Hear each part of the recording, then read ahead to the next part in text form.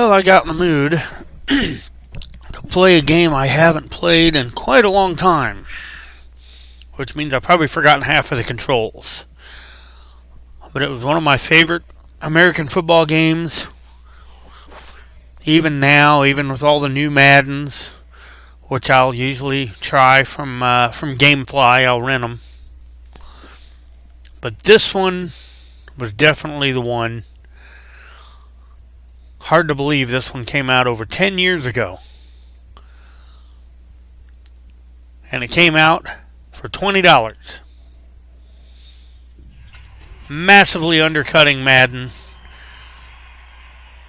But the thing that's so great about this, ESPN NFL 2K5, what's so great is it's actually better than Madden. Especially when you compare 2K5 to Madden 05.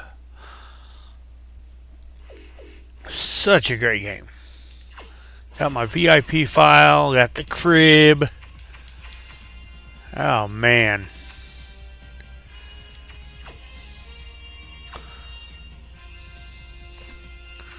Let's see, can I load options? Load save. Yes. Ah, here we go. Load my franchise.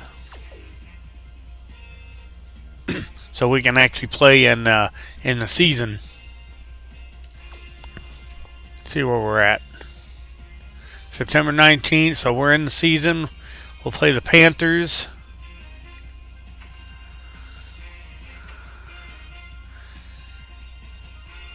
One of the cool things about this game, too, that I always loved was if you look at the bottom of the screen here, click the right stick to watch This Week's Sports Center. You had a little, like, a update. They would talk about the scores. We'll watch here in just a sec. And there was, like, a certain group of highlights that they would pick from on other games.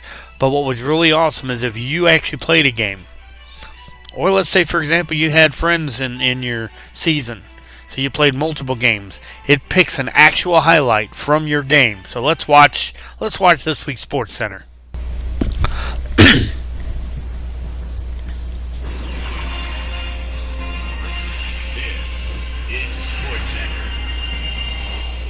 Hi there, I'm Chris Berman. We got a lot of games to cover, so let's get to it.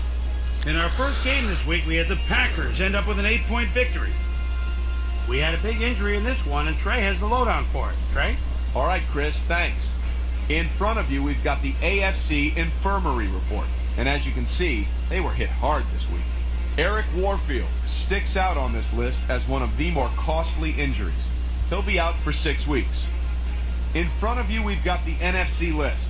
And as you can see, they could form their own mash unit. Correll Buckhalter is probably the one that most leaps out at you. A hairline fracture of the arm is the initial report, and the doctors are saying he'll be out for 15 weeks. Now the big story of the day. Julius Peppers is going to find himself on the shelf, and that will be a major blow to his team. So that'll do it for now. Chris, let's send it back to you. Kevin Barlow stepped it up this week and gave his team some added firepower for the win.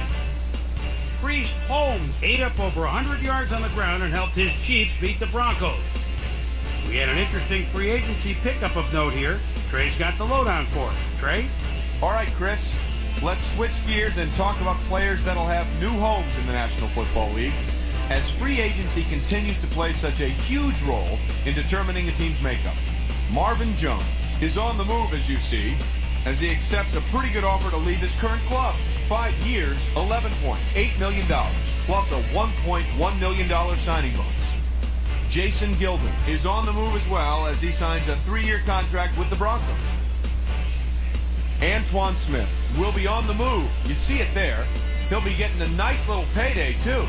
6 years, $6.7 million. Eric Brown will also be locked up for a while as he signs a healthy 6-year contract with the Panthers. Titans, Dolphins. Derek Mason is a threat from anywhere on the field. The ball at the 42. Little stutter step, and he's going for the post.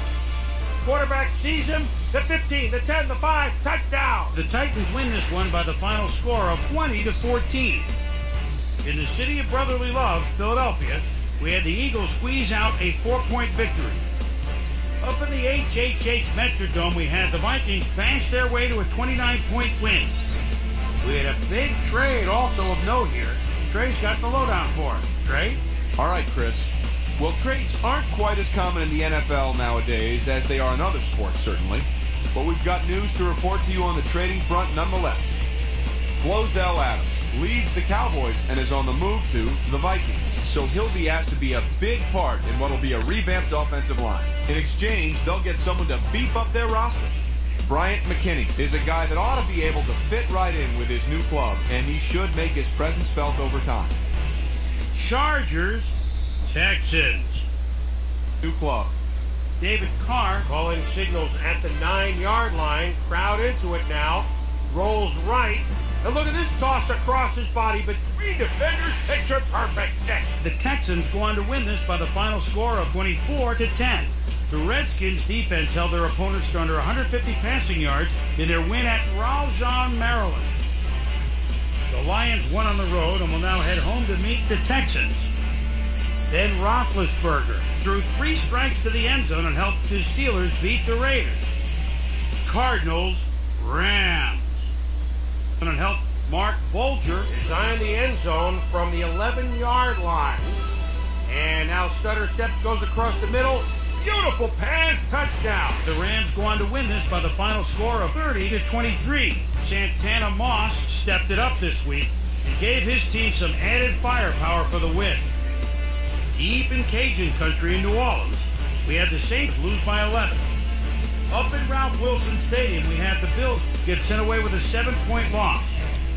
The Ravens erupted for 400-plus offensive yards in their victory at the Cleveland Browns Stadium. And in our final game, we had the Patriots come away victorious. So, as usual, plenty of surprises around the NFL. And heck, we've just gotten to week 1. My primetime players' game balls go out to these gentlemen, each one with a fine start to the season. That'll do it, sports fans. I'm Chris Berman, and thanks so much for joining us here in the Bristol studio. We'll see you next week right here on ESPN, the worldwide leader in sports. Oh, there you go. So that's your your Sports Center report. This one didn't have a highlight from my game. I'm guessing it might be it only does it when you still have the game on, like after you play a week and you have the game on. So it's kind of in like the short-term memory of the system or whatever. I guess it doesn't actually save your plays as far as on a file when you save your season. So here we go. So we'll get into this. We'll play this game. I am playing the Panthers. Again, it has been forever, so hopefully it'll be like riding a bike, and within a few plays I'll be back in.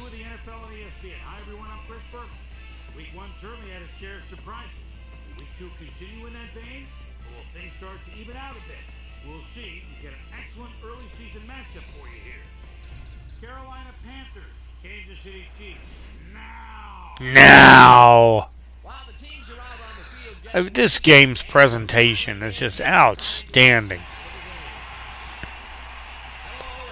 and especially for 10 years ago. I mean, they were ahead of the curve. It really makes me wonder how far this franchise could have gone if the NFL and EA Sports hadn't decided to make an exclusive contract between each other. You know, EA the Madden games have always been a little subpar, and especially in recent years, they're pretty much not much more than a roster update each year for the most part.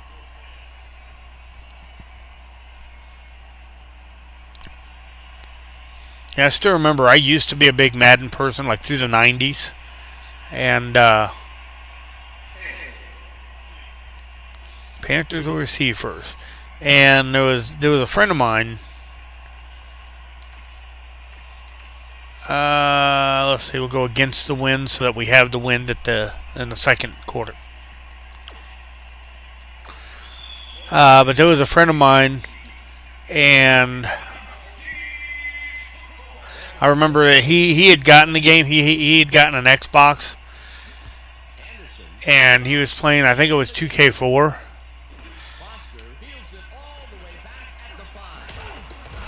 And it was funny because he was like, "Dude, this game's fun. You know, this might be more fun than Madden." And I was on the other end of the phone going, "Yeah, whatever. Yeah, that's not possible."